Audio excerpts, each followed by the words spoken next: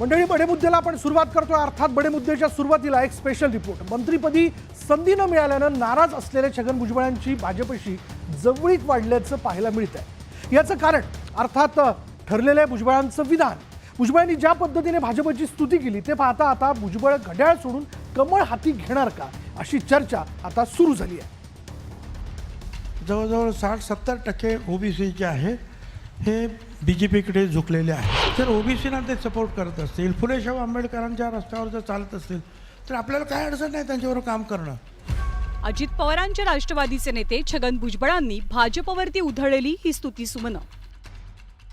खरं तर भाजप आणि राष्ट्रवादीची युती आहे. भुजबळ राष्ट्रवादीत आहेत आणि राष्ट्रवादी महायुतीत आहे.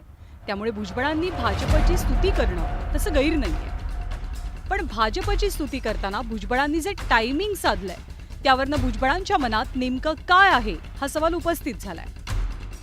तर त्यांना वाटत असावं, कारण त्याने नाही म्हटलं तरी जे आहे अनेक मोठ्या म्हणजे अनेक ओबीसी लोकांना तिकीटं दिली, निवडून आणलं.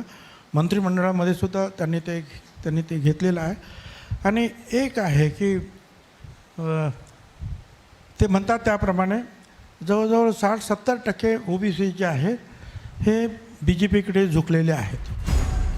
पण भुजबळ केवळ ओबीसींचा भाजपकडे असलेला कल सांगून थांबले नाहीत, तर थेटपणे आपल्याला भाजपसोबत काम करायला अडचण नसल्याचं जाहीर करत त्यांनी भाजपबाबतची जवळीकता स्पष्ट केली.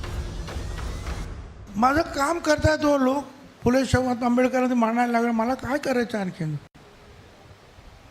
मला काही अडचण नाही ना मग त्यांच्यावर काम करायला. काय अडचण आहे आपल्याला? जर ओबीसीना ते सपोर्ट करत असतील, फुले शाहू आंबेडकरांच्या रस्त्यावर जर चालत असतील तर आपल्याला काय अडचण नाही त्यांच्यावर काम करणं. आणि त्यामुळे मला त्याच्यामध्ये काहीही अडचण वाटत नाही त्यांच्यावर काम करण्यामध्ये. खरं तर मंत्रीपद न मिळाल्यामुळे छगन भुजबळ अजित पवार आणि राष्ट्रवादी पक्षावर नाराज आहे. त्यांनी आतापर्यंत वेळोवेळी नाराजी जाहीरपणे बोलून दाखवली आहे. एकीकडे भुजबळ राष्ट्रवादीपासून दुरावत असतानाच त्यांची भाजपसोबत जवळीक मात्र वाढल्याचं जाणवत आहे. अमित शहांच्या मालेगाव दौऱ्यातही भुजबळांची खुर्ची अगदी थेटपणे अमित शहांच्या बाजूला दिसली. तसंच लोकसभा निवडणुकीतही अमित शहांनी भुजबळांना लोकसभेचं तिकीट देण्यासंदर्भात सकारात्मकता दर्शवल्याचा दावा स्वतः भुजबळांनी केलेला. त्यांनी सांगितलं की मोदी साहेबांनी आणि अमित शाह साहेबांनी सांगितलं की नाशिकला भुजबळच उभे राहणार.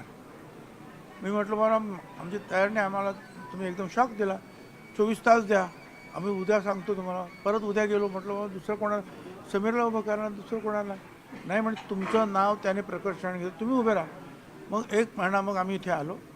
काय सगळी तयारी झाली आणि एक चांगलं वातावरण निर्माण झालं. आता भुजबळांच्या भाजपसोबतच्या जवळीकतेचे इतके दाखले गेल्या काही दिवसात मिळाल्यामुळे भुजबळ भाजपसोबत जाणार का अशी चर्चा सुरू झाली आहे. मित्रपक्षाचं मन दुखावून, मित्रपक्षाला दुखावून भाजप हा निर्णय घेईल अशी शक्यता सध्या तरी कमी वाटते. पण एक मात्र नक्की की भुजबळांचा उपयोग भारतीय जनता पार्टी काहीतरी करून घेऊ इच्छिते. भुजबळांना दूर जाऊ देऊ इच्छित नाही. कारण समजा भुजबळांनी त्यांचे आधीचे गुरु शरद पवार यांच्याकडे जाण्याचं ठरवलं तर मग मात्र ते नको आहे सत्ताधारी महायुतीला. ते जाऊ नयेत म्हणून महायुती प्रयत्न करणार, भुजबळांना गोडबुकमध्ये ठेवण्याचा प्रयत्न करणार आणि काहीतरी त्यांना जबाबदारी देऊन त्यांचं समाधान करण्याचा प्रयत्न करणार. स्वपक्षानं मंत्रीपद न देता केलेला अपमान आणि आता भाजपच्या सर्वोच्च नेत्यांच्या पंक्तीत बसवून दिलेला बहुमान, अशा 2 टप्प्यांवर सध्या महायुतीत भुजबळांचं मूल्यमापन होत आहे.